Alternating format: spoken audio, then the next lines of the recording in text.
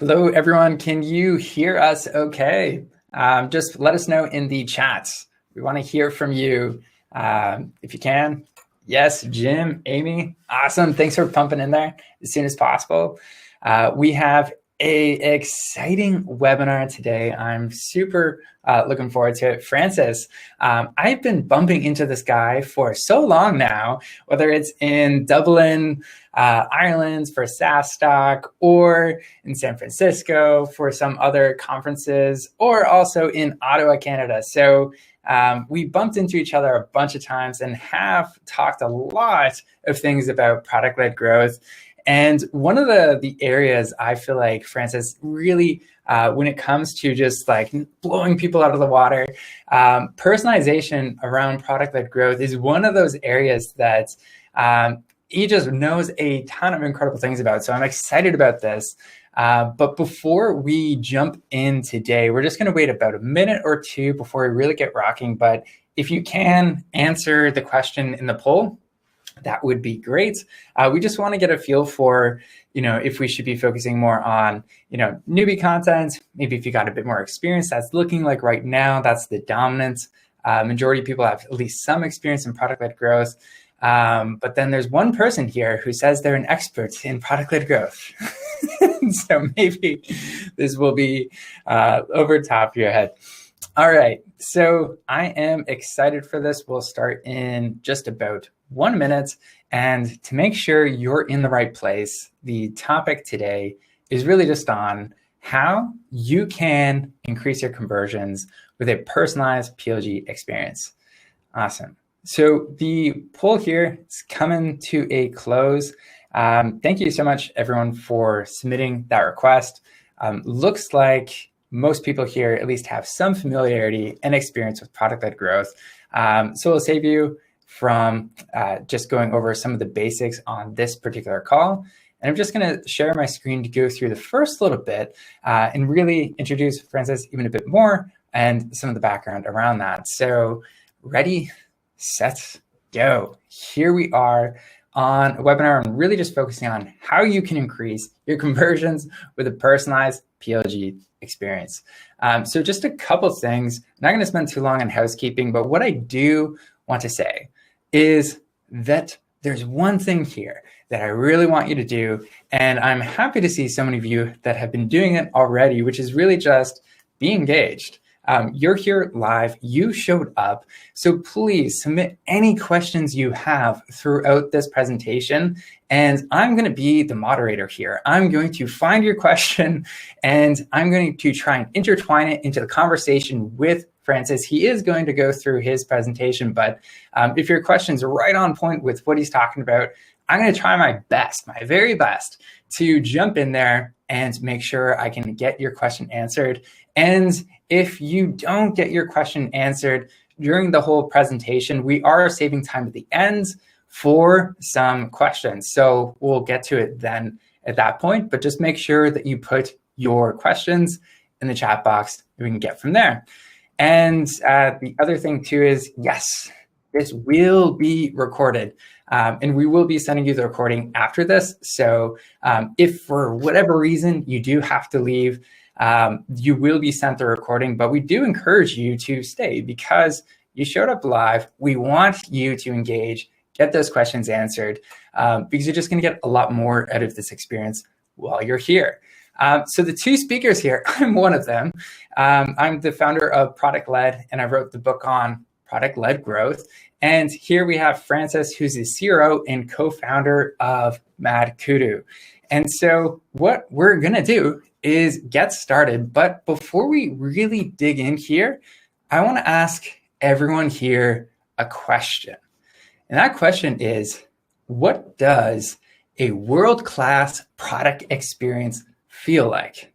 If you can, in the chat, put exactly what you think. What does a world-class product experience feel like? If you can share it, that would be awesome. All right, I see some responses coming in. That's great. Keep them coming. And so what I'm going to try and share with you before we dig into this whole concept of personalization around product-led growth is because I really feel like there's one thing that if you get right, it really makes it easy for you to build a world-class product experience. And that is really when your perceived value matches up with your experienced value. So whenever you promise someone something, let's say it's on your landing page, it's on your homepage, the real goal is to really deliver on that, or even over deliver on that experience. And some of the best products we use day in and day out, if you've noticed, they do an exceptional job at doing this. And so the big question now, if it's this simple, is why can't all of us do this? What really gets in the way of us creating this world-class product experience? Now, I would argue that one of the big things here is really just this whole concept of time to value. And when we think about this, between the perceived value, what we promise someone, and them actually experiencing that value, that time really gets in the way of someone having a world-class product experience. And so that's just one of the things we're going to be exploring today. But Francis, I want to let you take the floor and really share what are some of those things and examples of companies really taking time to value as something that they really take and pick a fight against as an organization to really improve their product experience. Awesome. Thanks, Wes. Happy to be here. And yeah, I think I definitely agree. And it was interesting to see what people were putting in the chat in terms of what a world-class, product experience is like. I think one element that I will add to that I don't think I really saw in there is going above and beyond the initial expectation. I think there's one thing, which is making sure that the product delivers on what you were potentially looking for. But to me, the next step is almost the educational part. Like, how do you get people to realize that the product could actually do even more than what they were hoping, and find out that you can solve more than what you expected initially was the product. And I think that is something that generally is even harder to do, right? Because getting people to be able to solve the use case that they came for when they start interacting with the product is definitely kind of what I would consider the baseline for really like a good product experience, and making sure that there's very little friction to get there, and like the perceived value and the value is actually there and you get there quickly. But managing to go beyond and like as the expert building that product, giving more value to your customers is something that I think is really world-class that people should aspire to. And I think one really good example of that is the YouTube algorithm. At least for me, I do end up spending quite a bit of time on YouTube. And one of the things that's been interesting is I've discovered some new, topics. Like, I was not necessarily interested in the law and legal matters before. And I've discovered some channels that are really good at going deep into topical subjects and explaining all the legal elements and the legal implications and like how complicated it is to decide on different things. And that is something that I was not initially expecting, right? If YouTube had just like a really good search engine where you just go there and you're looking for a video and you can find it quickly, that would be kind of what I expect. It's, I go there, I'm looking for something, I actually find it, great. But what it's done is that it's managed to exceed that expectation by actually keeping me engaged in the platform by, showing that I could be interested in other topics that I was not necessarily looking for initially. And that, I think, is something that is even more valuable, and that creates a ton of stickiness because you're kind of constantly going back to the product because there's the potential to get even more from it. And I think that is something that we see a lot in the B2C world. When I look at a lot of, world-class kind of products, if you think of Spotify, again, like YouTube is one of them. Like, one of the things they do really well is getting you to expand your use of the product and to want to do more with it. So that is something that is really critical, and you want to make sure that you make it as easy as possible for people to get value. So that kind of reduction of the effort to value, I think, is important in addition to the time to value that Wes was talking about. However, I guess like one of the challenges in B2B, if we compare that to B2C, is B2B is a lot more more complicated than B2C. One of the analogies that I like to use is when I think about the kind of like the buying journey, of an account, I compare it to the story of the Lord of the Rings. So like very nerdy analogy, but essentially the Lord of the Rings is a fairly straightforward story, right? It's like the story of the Fellowship of the Ring. There's a bunch of people who want to destroy a ring to save where they live. And even though it's a fairly simple kind of story, there's one person who has a ring and has to go and destroy it. There's a bunch of different people that come in and will play different roles. Like they're going to be helping, and if they weren't there, the story wouldn't be able to succeed. And what's interesting is that you also see that some people might have different kind of vested interests and are initially going to be helping, but because of their vested interest, they might want to do something different. Like Boromir is a really good example of that, where he is a part of the Fellowship of the Ring, but then decides that he might want the ring for himself. And that is something that we see a lot in B2B sales, right? Where you have these people that are brought in. Initially, they're kind of for the project, but they might have a vested interest in either like building in-house to have more control over the solution, or even potentially using, another part of a tool that they are the champion of because they want to expand that usage within the company. So like understanding that there is that complexity, and it's not just like one user taking the product from sign up to purchase, is really, really critical to make sure that you think of the buying journey from an account perspective and not just from a user perspective. So that's one thing that I think is important to bear in mind when we're thinking about like the difference in B2B and B2C.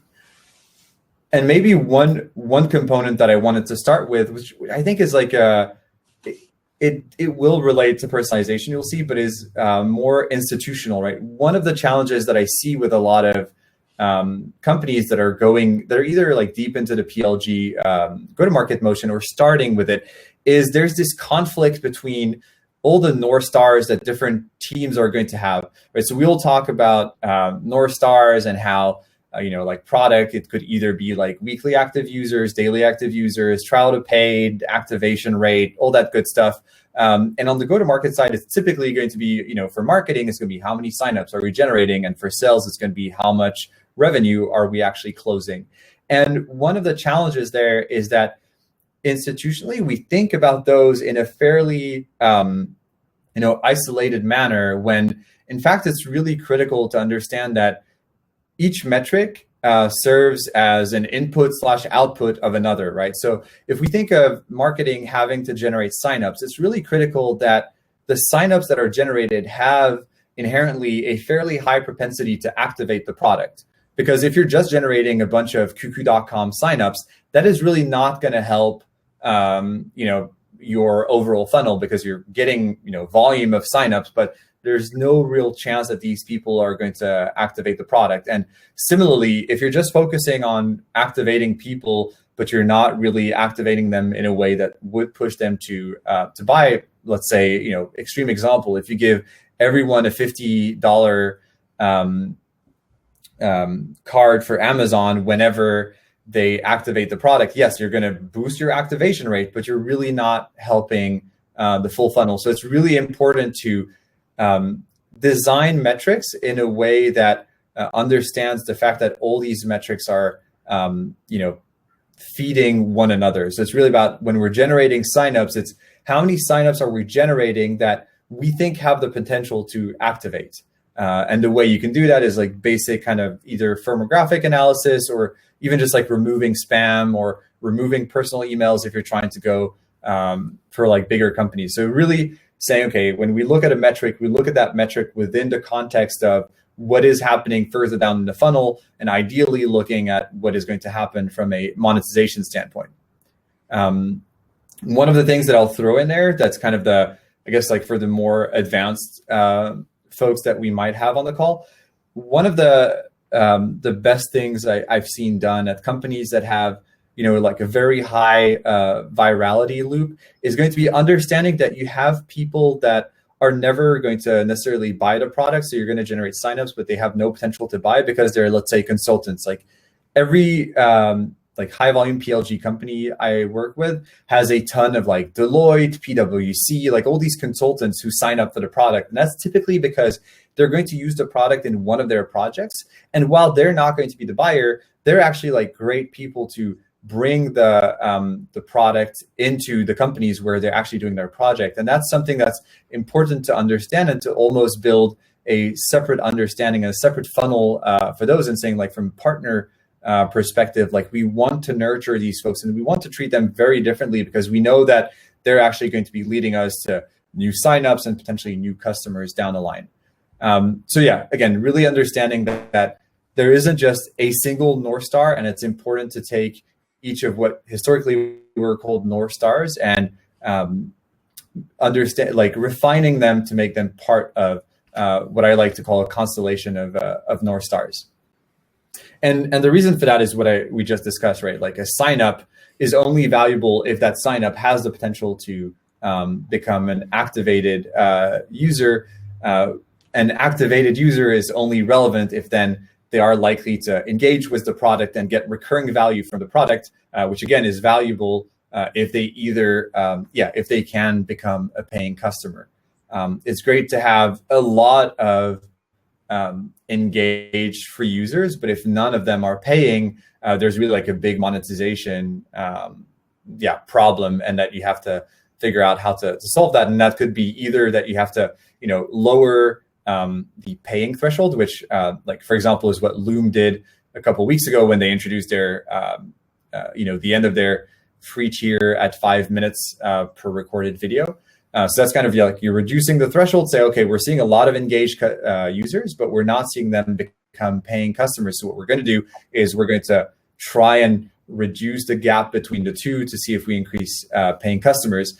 The risk there is that you might actually start losing engaged customers. And that's where, again, you want to make sure that you don't just think about paying customers in a vacuum. And now if, the fact that you've introduced this, you've kind of minimized the value on the free plan, if now that has a negative impact on new signups, you want to make sure that you take that into account to figure out what is the right kind of monetization threshold. Because if you're just optimizing for monetization, like whoever signs up should pay, but that has a very high risk of deteriorating the experience and therefore having a negative impact on your brand and leading to fewer people signing up for your product. And back to the B2B complexity, right? Like this kind of journey that I was showing is still very linear of like someone signs up, they activate, they then are engaged with the product, and at some point they become a paying customer. But as we mentioned, there's something more complicated in B2B, and there's different kind of people. If we think of Gandalf, for example, and still in the analogy of the Lord of the Rings, right?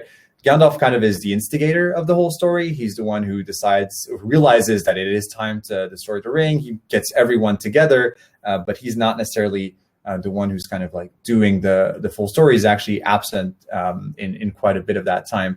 And so it's important to realize that in the B2B journey, you have people who might sign up to then become a paying customer without actually activating or even engaging. And so that's something that we see very often in companies where, let's say you have a CRM and you're going to have the VP of sales who's going to come in and they're going to swipe the credit card, and maybe like the sales ops person is the one who actually initially signed up, activated the product and engaged, and actually invites the VP sales, who is the one who comes in and swipes the credit card.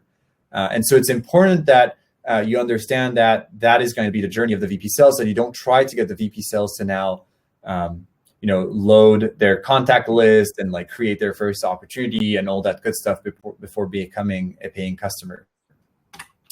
And similarly, there are people whose only role is going to be to invite more people, right? Like they sign up for the product. They might not do anything with it, but they're actually going to invite the people who will then be working on it. And that's something that we see very frequently with procurement teams, where procurement has done a little bit of research, and then they're going to go and sign up so that they're kind of the admin of the account. And then they start inviting the actual users to the platform. And those users are going to be the ones who activate, engage, and potentially there's another user that's going to come in and become the customer. So it's important to understand that the linear idea of the onboarding of everyone going through these different steps to become a paying customer is a good starting point, but it is very limited. And as you start growing in your understanding of how accounts actually adopt your product, it's really important that you differentiate between who's going to be this user that goes through those different steps to becoming a paying customer versus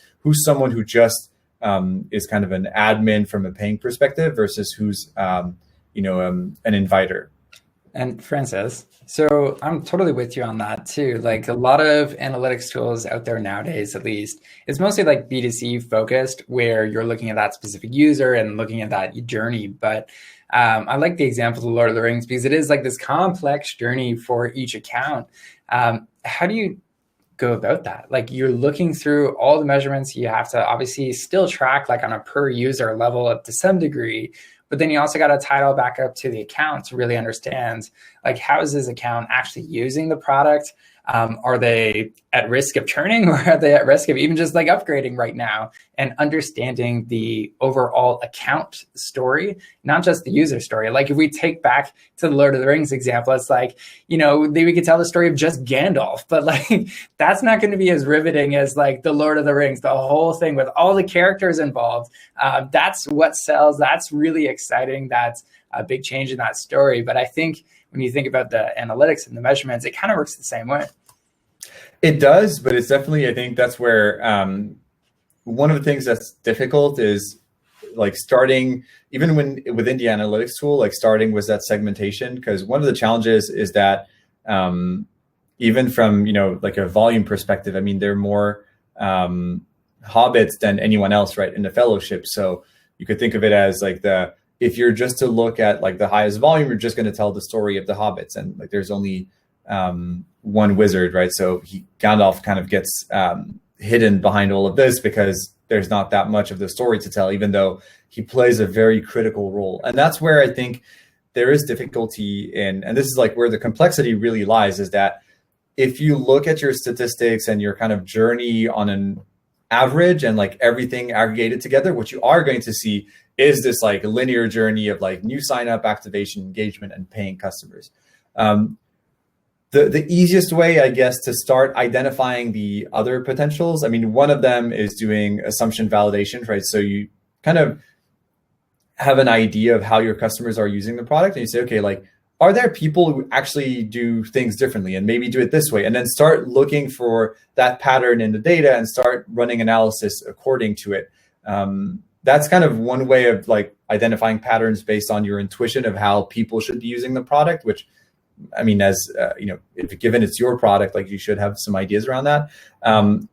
Another way, which I think is my preferred way and something that I recommend everyone should always be doing, and sometimes it gets a little bit forgotten in these high volume PLG companies, is talking to customers and talking to existing customers, large accounts, medium accounts, and starting to see, okay, within the account, like what is the taxonomy of the people that we have here? Like, who are champions? Who are detractors? Who are influencers? Who are people that, they're admins. They don't necessarily care that much, but they're still like critical to the account functioning well, and starting to, look at those accounts and building those patterns and like working on classifying people that way, and then going backwards and saying, okay, from an analytics standpoint now, how did these different people actually get onboarded on the product? What was their journey and what was different about it? And then once you have that kind of like builds your hypothesis that you can now start monitoring moving forward.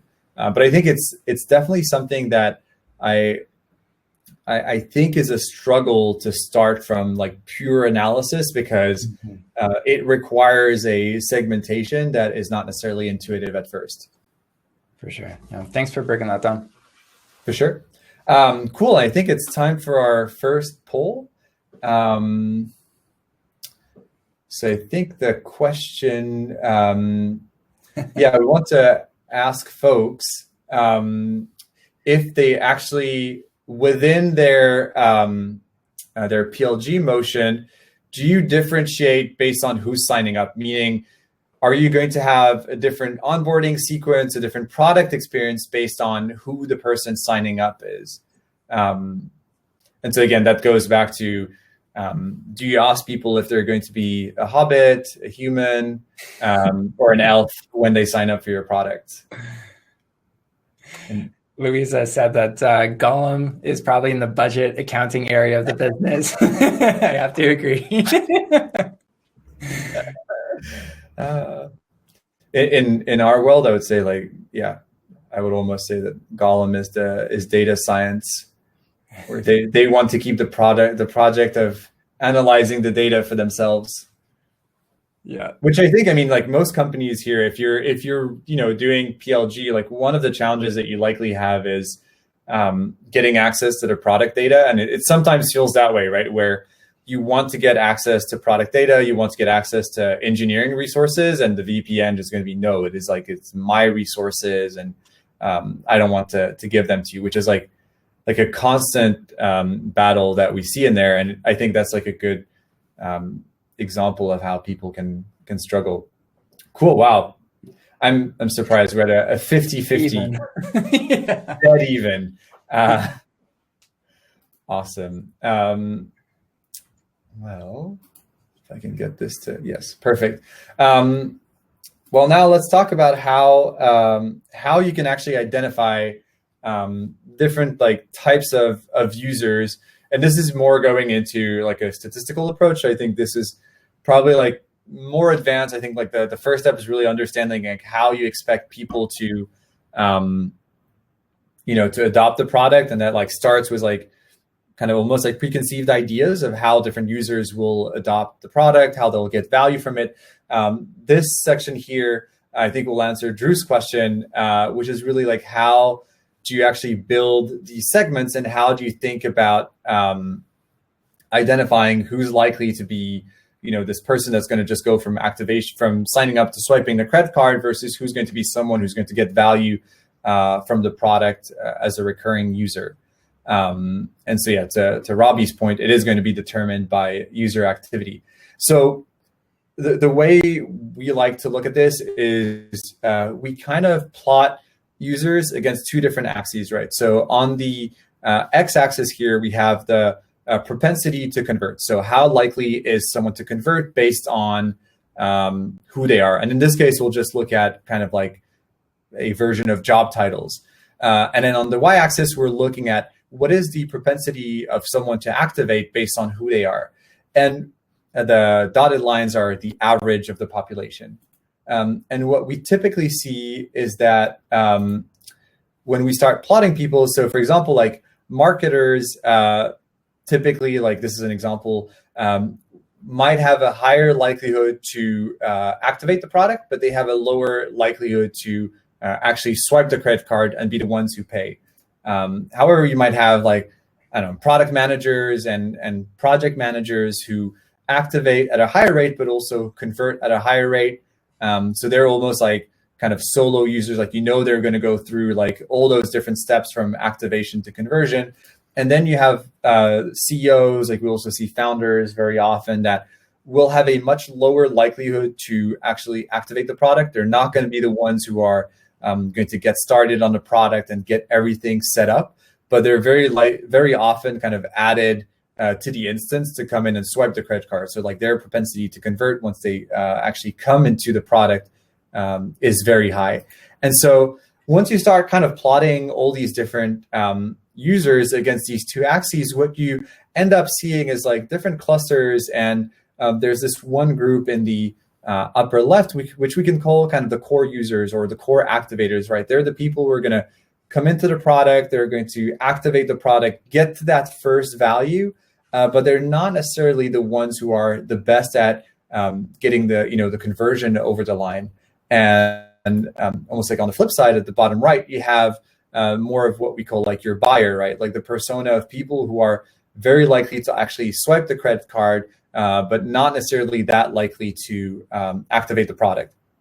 And then, of course, as I mentioned, right, you have the people who are going to be able to do both. But so what this means is that you want to make sure from a B2B perspective that you're starting to think about, okay, when we get a core user, like we do want to make sure that that core user at some point is going to bring into the instance a potential buyer so that we maximize our chances of having an account conversion. And this is where, again, this like B2B concept is so critical, right? We're not pushing the marketer to go and swipe their credit card necessarily. We're trying to figure out who is likely the buyer within the account, and how do we actually bring that person on board, and what do we want to show that person to convince them that, you know, buying this product is actually the right thing to do. Because the vested interest in buying the solution for a CEO is essentially very different from the marketer, right? For the CEO, it's making sure that this is the best use of the budget they have. And for the marketer, the product is meant to solve a problem that they have.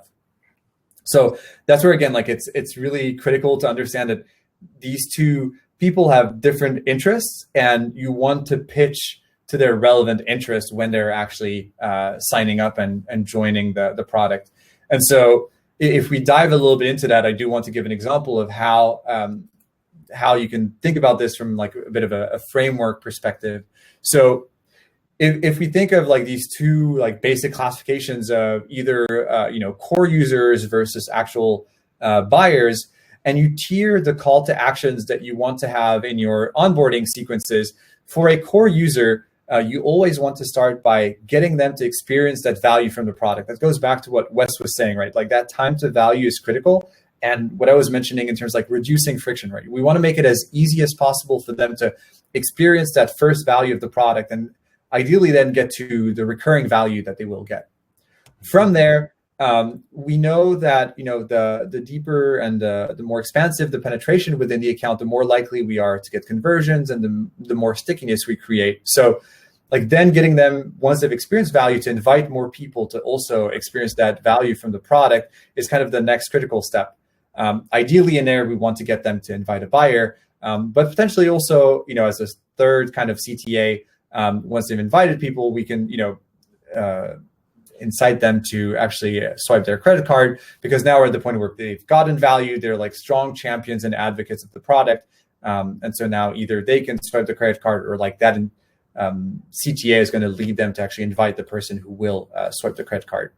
Awesome. And I'll just jump in here. I know for some people, if you are in like the BDC space too, you might be a little confused thinking of like, hey, users and there's buyers. In the BDC space, this can honestly be the same person. The core user can be the buyer. But what I really like that Francis is touching on here is in the B2B scenario, like more often than not, like with product-led companies, this can be like two very separate people. And as you make the transition from like sales-led to more product-led, typically you're focusing more on the core users than just the buyers. But throughout the mix and your marketing, you're still going to get some people who are buyers. So it's important to have what Francis is showing us, like some way for them to really get to the goal that they want as fast as possible. And I know, Bruno, you asked a great question around like, how does having this sales team really affect the product scenario? And let's say you're selling like a really low ACV product, maybe $10 a month, like it probably doesn't even warrant you to have a sales team. So in some cases, you might not even have that. But if you do have a higher ACV product, then you're definitely leaving money on the table if you don't have that sales rep or someone who can identify the users and pull out the buyers and really help them in a much more personalized way. So sorry to bump in there, Francis, but just want to touch on that. Yeah, no, that's great. And I will add, there's been a couple studies. I'll reference one that I think is really great. So Redpoint did an analysis on the impact of having a sales team at different ACVs on trial to paid conversion. The interesting thing was that in any case, like regardless of ACV, even below 5K, having a sales team does have a very positive impact on conversion rates. And I think where the sales team, and you might call them differently, right? The way I've seen companies call their sales team when they're trying to impact the core user journey, it's almost like a CS team, or like you're basically like, how does your sales team further help users get value from the product, right? So I think we often think of salespeople as just getting on a call, giving you a demo, and showing you like how awesome the product is.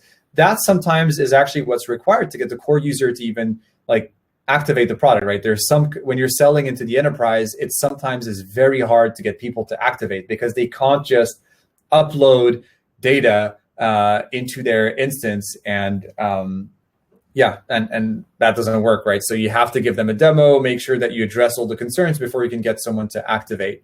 So I think, yeah, like I see some people call them like product advisors. I think some people, I know there's like, trying to think like segment.com, formerly segment.io, used to call their salespeople, I think they were growth managers or something like that, which I think is cute. Like we see every kind of PLG company give a different name to their sales team because they just don't want to call them salespeople, because in the product world, it seems kind of dirty. But the thing that I do believe is a really good mental framework to use is like, think of what would an excellent salesperson do? And then what you're trying to do is, in marketing very often, is mimic and automate what that excellent salesperson would do. And so it's like, how do you understand who the person you're interacting is, what they're trying to accomplish, and how do you get them to that point as quickly as possible? That's what really good salespeople do. And that's what we want to automate in the product experience. So I'd say like sales has definitely like a big, can have a big impact there. Then like always want to make sure that it's not clumsy, and it's just not, when you're trying to get people to get value from the product, it's not just like sending them emails being like, hey, yo, let's get on a call and let me give you a demo of the product and tell you how awesome we are. I think it's really about understanding, okay, like I see that you're this kind of person. This is what I think would be the right use case for you. Here's like some documentation, but I'm happy to show you how to get value from that. And so maybe jumping into more of the kind of the buyer tiered CTAs that we want to think about. So typically when we have the buyer sign up, like one of the things that I highly recommend, if again, this is where like if you have a CS team that's managing onboarding, or if you have a sales team that actually does this, is, you know, having a first CTA that is like, let's give you an overview of the product, because we don't expect you to go into the product and to get value from it. And we also understand that as like the potential buyer, you have like different interests, and you want to understand like how your team is going to be getting value from this, how they're going to be leveraging the tool, and why this is actually going to help the team. So it's a very different pitch than saying like, oh, here's like the feature that you should use to activate. So that's why that kind of overview call is something that is really important and generally works very well. Of course, then inviting new team members, like you always want to expand and like grow penetration within the account. And then the last part is really talking about what is the value from the premium version of the model? Like why should your account, why should your company purchase this product, and what is the team, how is the team, going to benefit from being on the paid version? And maybe to go into like an actual example. So this is what our good friends at Cloud App were doing, and how they actually wrote some of the emails. So what's really interesting, so what we found, so Cloud App, for those who don't know, is like a screencasting, screenshot, like everything kind of tool. So it works really well when you want to create GIFs or create videos and send them to to different people. And so what they had identified is, let's say in this case, we had, an account executive sign up for the product. So the account executive typically is a core user. And what I think Cloud App did really well was understanding that for someone in sales, the idea and the way they would use the product is communicating with prospects and being able to, after a demo, send a video that focuses on maybe a particular part of the product that the prospect was asking about. So you give a demo, the prospect's like, oh, like this seems interesting. I'm not sure how we're supposed to use it.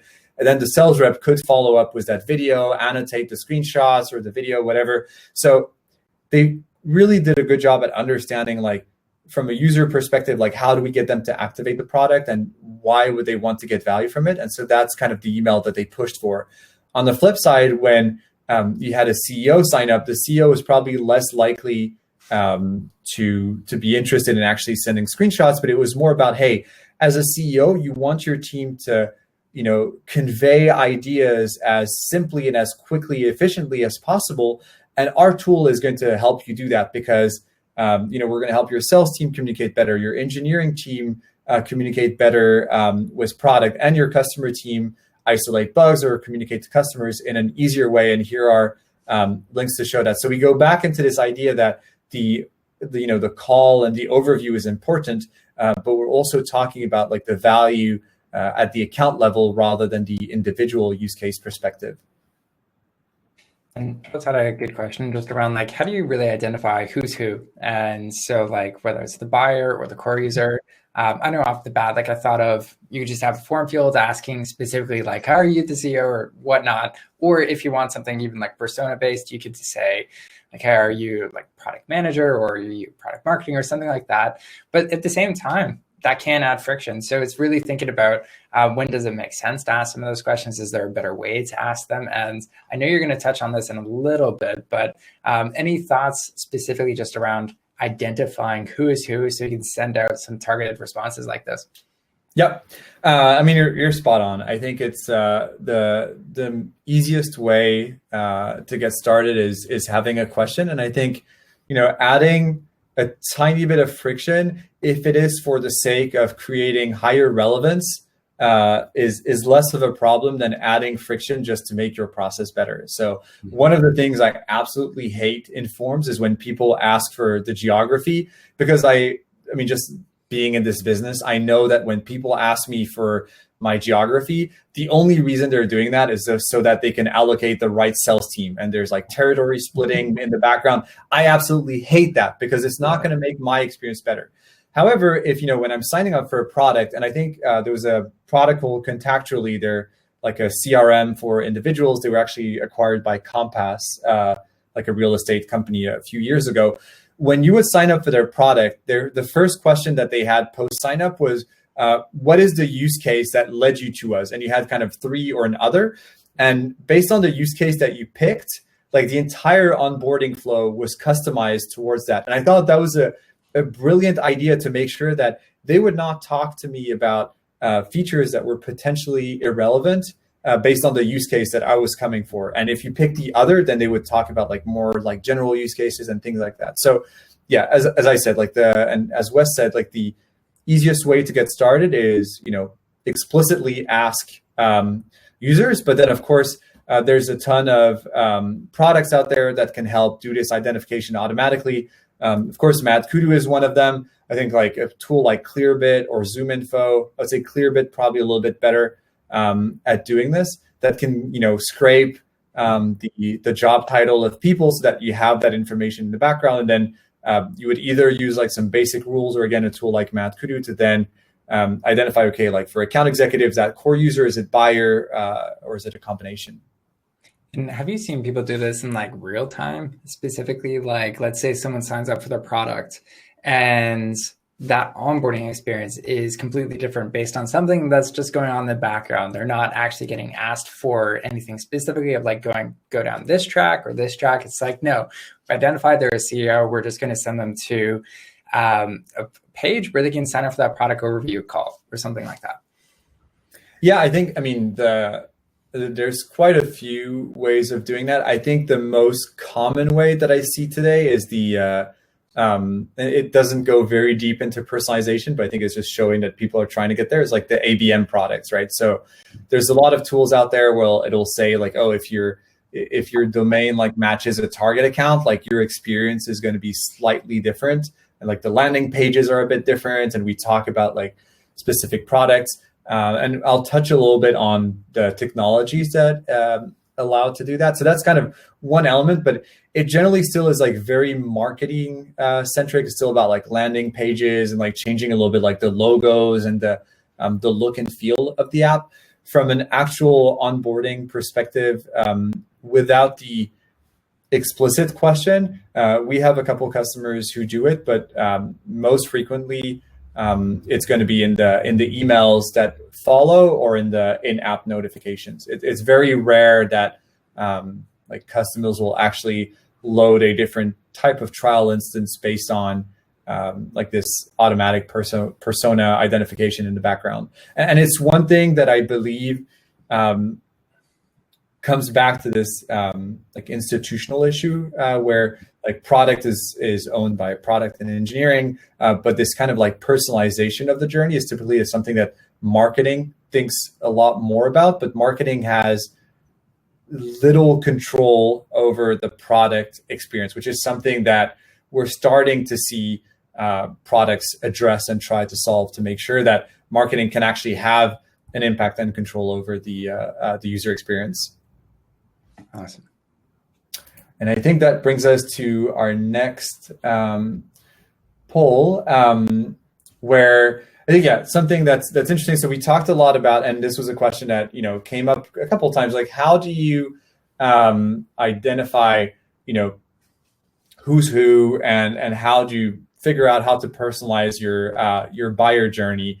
So just like really curious to hear how you folks are doing it, and if you're running like data analysis through either like Amplitude or Tableau, whatever, or if it's a lot of user testing and user interviews. I know a couple of folks mentioned user interviews being a good way to get that information.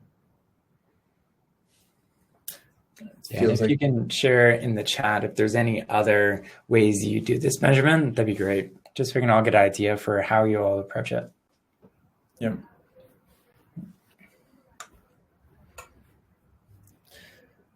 I think we might have another tie. A couple more people jump on. I know. My goodness. At some point you wonder if you're being trolled. This is the game, guys. Can we get 50% on both?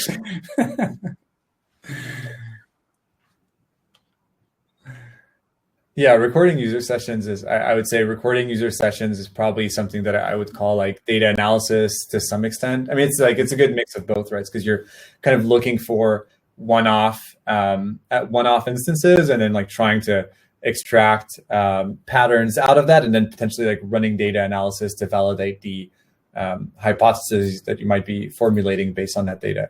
But that was super interesting to see. Yeah, a lot of I think like data analysis was, it was close to a tie, but with data analysis being a little bit ahead. And that is something, that I do want to touch upon, because I think it's a common mistake that I see where PLG companies typically are heavily rooted in a product and engineering more than product kind of culture. And so there's this idea of like being very, very heavy on the data analysis. And sometimes we kind of lose perspective on user testing. And the challenge with data analysis is that you can only measure what you observe. And that potentially is a huge problem, because it means that you might have big blind spots that are linked to challenges in the onboarding process that will never be identified with data analysis. Like the fact that, people are not able to get value because they're blocked somewhere, or they're not finding a specific value from the product or something like that is something that only user testing and talking to your customers is going to help identify. So just wanted to touch a little bit on this to say that it is imperative that, every product manager, like every marketer, actually spends time talking to customers, understanding how they use the product, where they're seeing value, where they're seeing friction, how we can do things better, and then like formulating hypotheses off of this, and then starting to measure to see if we can validate or invalidate those hypotheses, and if we can actually address any point of friction that we might have. Cool. And I know we're getting close to the end, so I wanted to leave you folks with a bit of maybe like more like concrete and almost like a roadmap of how to to go about personalization at scale. I do think that at a high level, and I know I said this already, but to me it's really critical that like at least the mental framework that I love to use is that a good sales rep provides an excellent experience, right? Because not only are they going to help me understand if the product is a good fit for me, they're also going to help me identify some additional things that I will be able to do with the product that I did not think about. And they, like a good rep, to some extent, should be an educator, right? They open your eyes to things that you were not thinking about. They're like relative experts in their domain. And so really thinking about it that way of saying, well, when we're doing like PLG onboarding and personalization, really what we're trying to do is to scale and automate that like experience that's being delivered by these really good reps. And so to be able to do that, of course, like to be able to personalize, you need to know who you're talking to. That's what reps do, right? They go onto LinkedIn, they look up the profile, they look up the company, they do pattern recognition and say, okay, like this kind of company, typically I've seen them have these kind of challenges, and these other ones, oh, actually we have a customer that's similar, so I can take their use case and probably pitch it.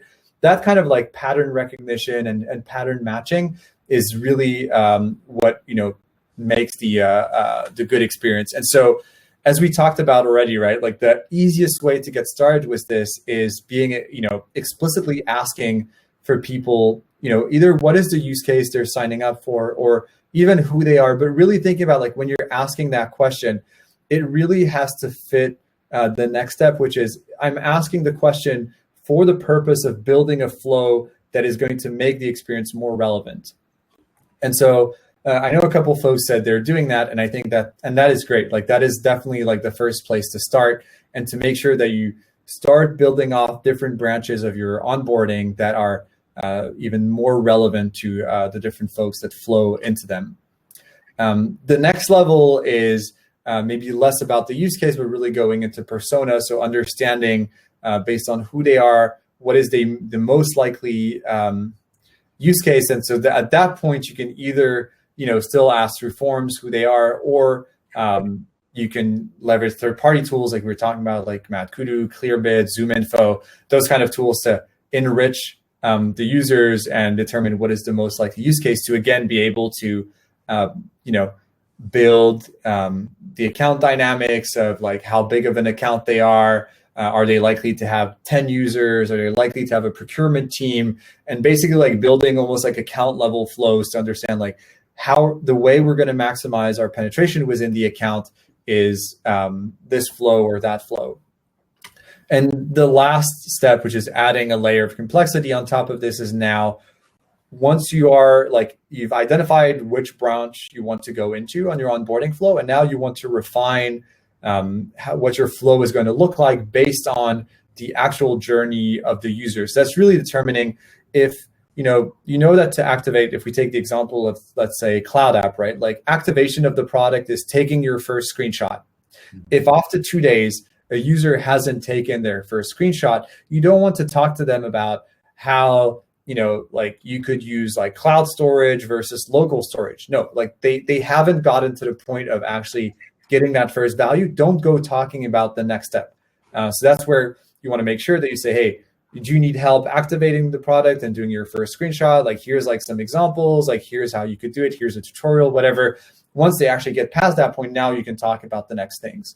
So really making sure that instead of having like the kind of like more typical time-based emails where you're saying like after 3 days, we're going to talk about this. After 4 days, we're going to talk about this. Do adapt that time frame based on how the user is actually adopting the product. Yeah, and I really like this level structure because I found, even for myself, sometimes it's too easy to move to like the behavior emails and get kind of geeky over that and trigger-based everything. But you need to start a lot earlier on the spectrum, like make it explicit, ask people. Even before that, I've seen the folks at Wistia, Andrew Kaplan, who used to run the growth team there, they weren't actually sure, like, what should they ask people to do once they first sign up for the product? So they just asked them simply, like, hey, what are you hoping to accomplish in Wistia? And simple. It was a form. They got thousands of responses and then finally figured out, there's like 2 or 3 recurring things that are consistently popping up here. So let's now build the flow and ask people explicitly, what do they need to do and what do they want to accomplish? Then just take them to there in that product. And so as you go through this level, it just helps you improve and iterate that personalized onboarding experience at every level. So this is fantastic. Nice. So we're kind of running out of time, but I had 2 more slides. One of them is like quickly kind of what this looked like for like an example of how Segment was doing it, where again, like we have like the first party and third party data points coming into Segment, MadKudu running the persona identification, and then they would send. They were using Drift at the time, like sending like specific messages accordingly. And because I know like this is like one of the the typical questions like, what kind of stack should we think about based on where we are at? I would say like the way I typically break down what kind of stack you want to look at is based on how many net new users are you getting per month. Because when you're in the relatively lower volume of net new users per month, so let's say you're below like 2,000 new signups per month, you can at that point still live within the world of like a single solution that pretty much does everything. I think like Intercom and HubSpot are two really good tools that provide, the ability to do different email flows. They enable like some basic event-based and persona-based segmentation within their platform. Their website personalization isn't necessarily there, but they also do in-app messaging. And I think for HubSpot, it's easier than for Intercom. You can also do like retargeting flows and things like that to make sure that you build like kind of that full cycle of saying like you're acquiring people into the product, you're running segmentation, you understand what they're doing, and you can feed that back into an ad platform to re-engage them. And I think once you start getting into higher volumes, when you get like high levels of activity, like more than 2,000 users per month, the event segmentation in HubSpot is likely going to break. It's just like too much volume. And that's where like a tool like MadKudu really fits that segmentation in the center. And then you probably want to scale to a tool like Marketo, and then in the 10,000 users per month, like an Eloqua, to be able to support that really high volume of active users and make sure the segmentation is going to run smoothly. On the website optimization, big fan of Mutiny and Telemize that do a really good job at personalizing the website based on who people are. And then, like in-app, I think AppQs is doing a brilliant job at personalizing on that front. And on the ad side, I would say, when you're in the Marketo world, no need to go anywhere else. And then as you grow much bigger and you want to do things a lot more complicated, like a segment is a good tool to be able to programmatically push to different places. Push different signals into different ad platforms. Before we end, I know that we're excited to offer a PLG consultation to whoever is interested. So if you want to continue the conversation and maybe do a little bit more of a deeper dive into how your product-led motion is working, should feel free to come and register here, and we'll be in touch to do a more deeper dive and like pick whatever topic you think is relevant here and dive as much into it as possible. On that, I think we're almost close to spot on time. But we're happy to take maybe like one or two questions, Wes, if you found any that were worth going over. Yeah. So the first one from Drew. Francis, when is your book coming out? Soon. No, we actually have a book on ProductLed at MadKudu. I would recommend checking that one out, and we'll send a link in the follow up. And yes, the consultation is free.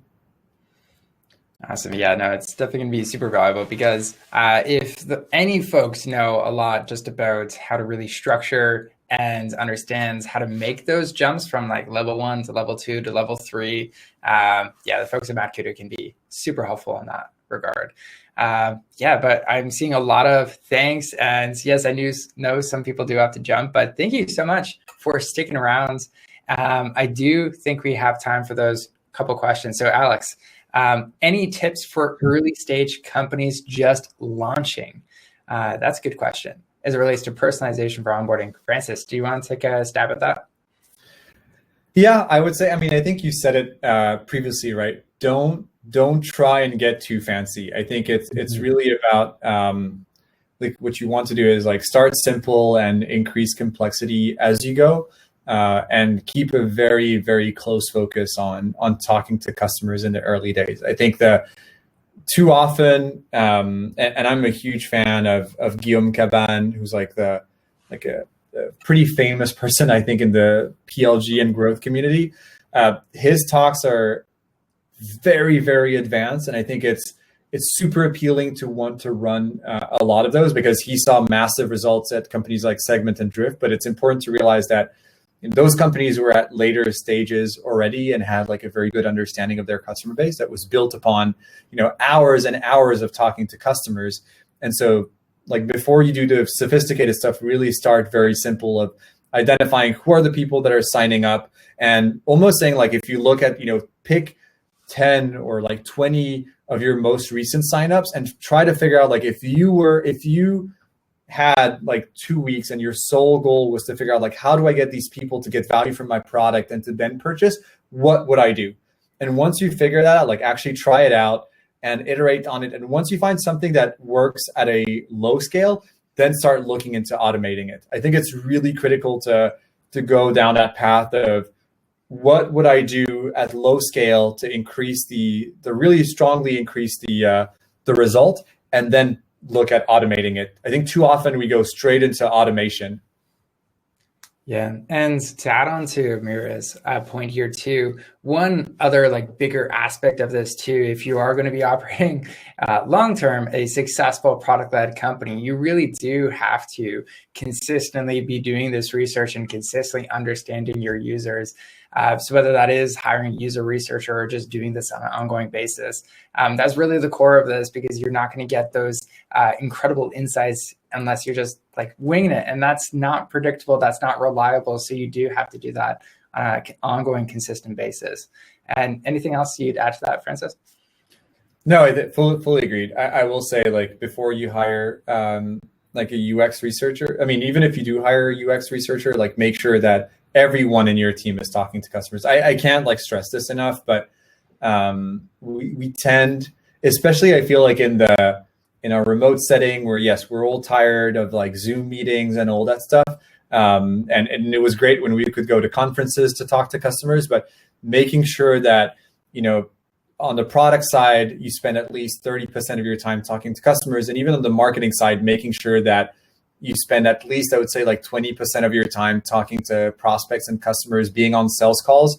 I think it's paramount to making sure that you actually build the right experience, because you need to understand people to be relevant to them. Absolutely. And I think that's a perfect note to end on. So the big takeaway here, if you want to build that personalized PLG experience at scale, start with understanding your users as best as you can, then start asking them explicitly, then start getting into the personas of that onboarding experience, really understand their problems and help them identify, help them get to that point in the product as soon as possible. Then you can get fancy with some behavior and trigger-based, whether it's emails or experiences or anything else. So that's the way you should be progressing. So thank you so much, Francis, for taking your time to really go through how to build that kick-ass personalized PLG experience. This has been a blast. And thank you, everyone, for bringing your energy, bringing your awesome questions. And I look forward to seeing you on the next webinar. Thank you, everyone, and have an amazing Wednesday.